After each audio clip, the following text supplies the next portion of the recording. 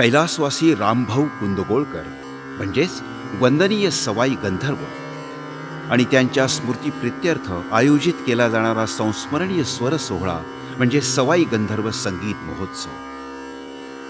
त्यांच्या पहिल्या पुण्यतिथीपासून सुरू झालेल्या या सदाबहार संगीत मैफलीला ज्यांनी पहिला सा लावला त्यात पंडित भीमसेन जोशी यांच्याबरोबरच वसंत शिवराम उर्फ नानासाहेब देशपांडे हे नाव आदरानं घ्यावं लागेल. सवाई गंधर्वांचे जावई आणि शिष्य, किराणा घराण्याचे गायक, नामवंत डॉक्टर आणि भीमसेनजींचे गुरुबंधू असलेल्या नानासाहेबांचं 2015-16 हे जन्मशताब्दी वर्ष आहे.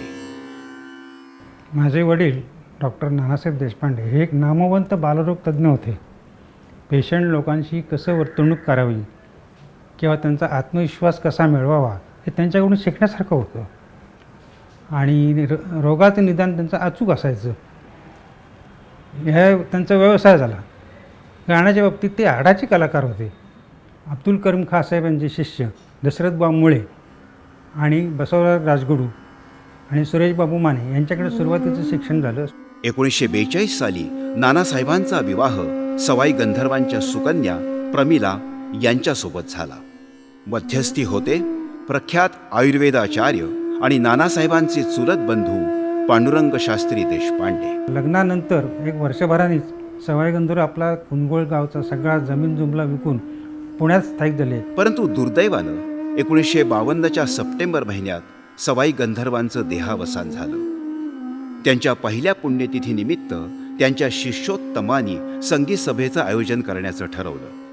1953ला सावरकरांची पहिली पुण्यतिथी पुण्यामध्ये संगीत सभेनं साजरी करण्याचा फार मोठा प्रयत्न, खटाटोपणा हा नानासाहेबांनी केला.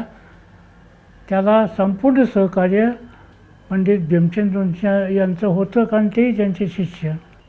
कोणाचंही आर्थिक पाठबळ नव्हतं. तेव्हा या दोघांनी काही मित्रमंडळी, संगीत रसिक यांच्याकडून वर्गणी गोळा करायला सुरुवात केली. आता वर्गणीतले जे पैसे जमायचे तेवढ्यानं काही खर्च पूर्ण व्हायचा नाही.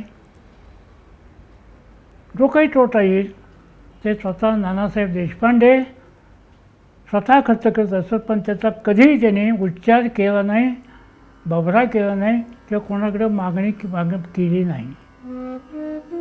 हे त्यांचं मोठं योगदान आहे. पहिली काही वर्ष नानासाहेब स्वतः या संगीत सभांमध्ये गात आणि संयोजनाची ही धुरा सांभाळत. मात्र जेव्हापासून महोत्सवासाठी तिकीट आकारणी सुरू झाली तेव्हा त्यांनी गाण्यास नम्रपणे नकार दिला.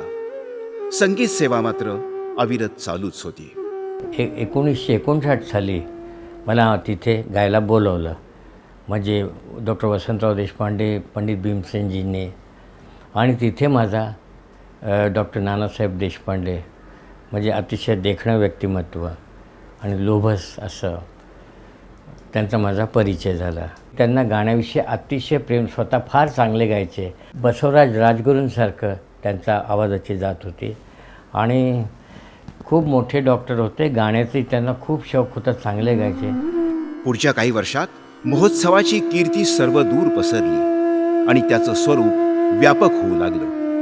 तेव्हा नानासाहेबांनी मित्रवर्य भीमसेन जोशी यांच्यासोबत कंबर कसली, कर्तृत्वाच्या कक्षा रुंदावल्या. समविचारी, जाणकार मित्रांबरोबर आणि रसिक श्रोत्यांच्या साथीनं त्यांनी महोत्सवाला देशभर सर्वत्र लोकप्रियता मिळवून दिली. व्यवस्थापन, आर्थिक नियोजन आणि कलाकारांचं आदरातिथ्य या जबाबदाऱ्या ते चोख पार पाडत असत.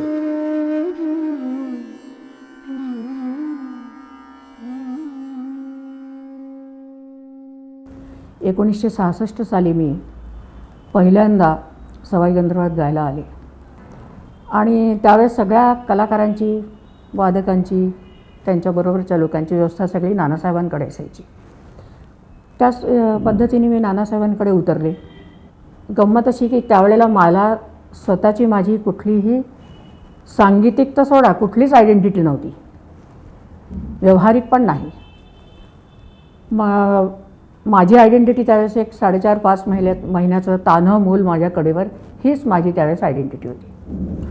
त्यामुळे मी खूप बिचकल्यासारखी होते. नानासाहेबांनाही त्यावेळेस बघितलं. ते अतिशय शांत, अत्यंत सुस्वभावी, समंजस, सगळ्यांना समजून घेणारे असे ते त्यावेळेस मला वाटले. गाणं झाल्यावर मी घरी जेव्हा आले, मी आधी आले होते आणि ते सगळं कार्यक्रम संपवून येत होते, तर त्यांच्या बंगल्याची पायरी चढताना मी नेमके तिथे उतरत होते, तेव्हा ते माझ्याकडे बघितले आणि म्हणले की अहो तुम्ही तर खूप झक्क गायला हो. आणि त्याच्यातला तर म्हणून जो शब्द आला त्याच्यात मला सगळा त्यांच्या स्वभावाचा उलगडा झाला. आणि त्यावेळेला मला त्यांच्या त्या वागण्यातली जी मायेची ऊब असती ती त्यावेळेस मला समजली. त्यांच्यासारखा इतका सुस्वभावी, इतका उच्च शिक्षित, झालं तर सगळ्या प्रकारची अनुकूलता, संपन्नता आणि इतकं सगळं असून हा माणूस इतका निस्वार्थ, निस्पृही, निगर्वी असू शकतो, याचं मला खूप कौतुक वाटलं. त्या काळात नानासाहेबांचा सहवास लाभलेल्या सर्वच कलाकारांच्या मनामध्ये त्यांच्याबद्दल हीच भावना असे. आर्यप्रसारक मंडळ जे होतं ते सर्व जेवायला तिथे, म्हणजे नानासाहेबांच्याच इथे त्या 3 दिवस सर्वांचा अड्डा असायचा. आणि मग तिथे सर्वांच्या सांगीतिक गप्पा वगैरे. एक आठवण अशी की माझं गाणं झाल्यानंतर सवाई गंधर्व ते गाणं खूप गाजलं. तर वडील मला घेऊन आलेले होते. मी म्हटलं मला नाही जायचं, मी नानासाहेबांकडे जाईन. ते म्हणे अरे असं वेड्यासारखं काय करतोस. तर संध्याकाळची ट्रेन होती. मी नानासाहेबांचा जो बेडरूम होती तिथे एक खिडकी होती, त्याच्यात कर्टन होता, त्या कर्टनच्या पाठी जाऊन बसलो मी. आणि अर्धा पाऊण तास सापडे ना की अजय गेला कुठे. मग त्यांनी समजवलं नाही तू परत ये, लवकर ये, हां तुला जायला पाहिजे जबलपूरला. पण जाताना त्यांनाही खूप वाईट वाटलं आणि मलाही खूप वाईट वाटलं. संगीताची चांगली जाण असलेले उत्तम प्रशासक म्हणून नानासाहेब महोत्सवामध्ये प्रत्येक गोष्टीमध्ये जातीनं लक्ष घालीत. त्या दिवसांमध्ये कामांची व्याप्ती एवढी प्रचंड असे की नानासाहेब 3 दिवस म्हणजे दिवसा दवाखाना आणि रात्री कार्यक्रम असे 72 तास झोपतच नसत. या काळामध्ये त्यांनी महोत्सवामध्ये दूरदर्शीपणे काही धोरणात्मक बदलसुद्धा केले. गायकीच्या परिघाबाहेरील नृत्य आणि इतर कलांचा समावेश ही नानासाहेबांचीच कल्पना. ते स्वतः अतिशय शिस्तबद्ध, स्वभावानं पारदर्शी, वर्गणीचे पैसे असोत किंवा प्रवेशपत्रिकेमधून निर्माण झालेली रक्कम असेल, कधीही 1 रुपयाचाही हिशेब लिहिल्याशिवाय ते थांबले नाहीत.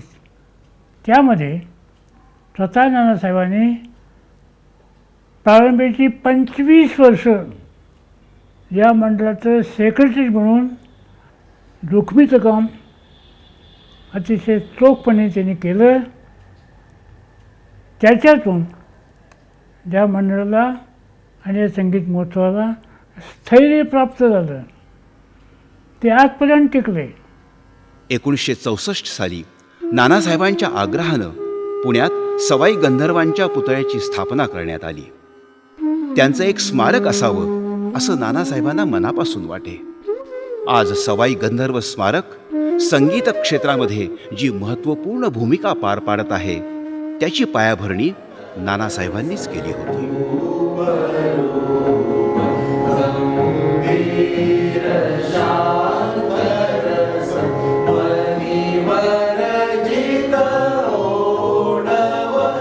स्वतः हाडाचे गायक असलेल्या नानासाहेबांच्या घरातील सांगीतिक परंपरेला त्यांचे सुपुत्र स्वर्गीय श्रीकांत देशपांडे यांनी आगळी प्रतिष्ठा प्राप्त करून दिली.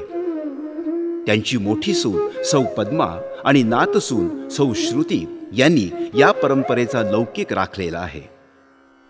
तर असे हे आठवणीतले नानासाहेब पडद्यामागे राहून प्रसिद्धीच्या झोतात न येता गुरुच्या आणि संगीताच्या प्रेमापोटी निष्ठावानपणे निरपेक्षपणे काम करणारे आपले डॉक्टर नानासाहेब देशपांडे. या त्यांच्या जन्मशताब्दी वर्षी त्यांच्या पवित्र स्मृतीस त्रिवार वंदन. जोपर्यंत ही सवाई गंधर्व भीमसेन संगीत महोत्सवाची मैफल रंगत राहील तोपर्यंत नानासाहेबांनी लावलेला शुभारंभाचा सा रसिकांना ऐकू येत राहील.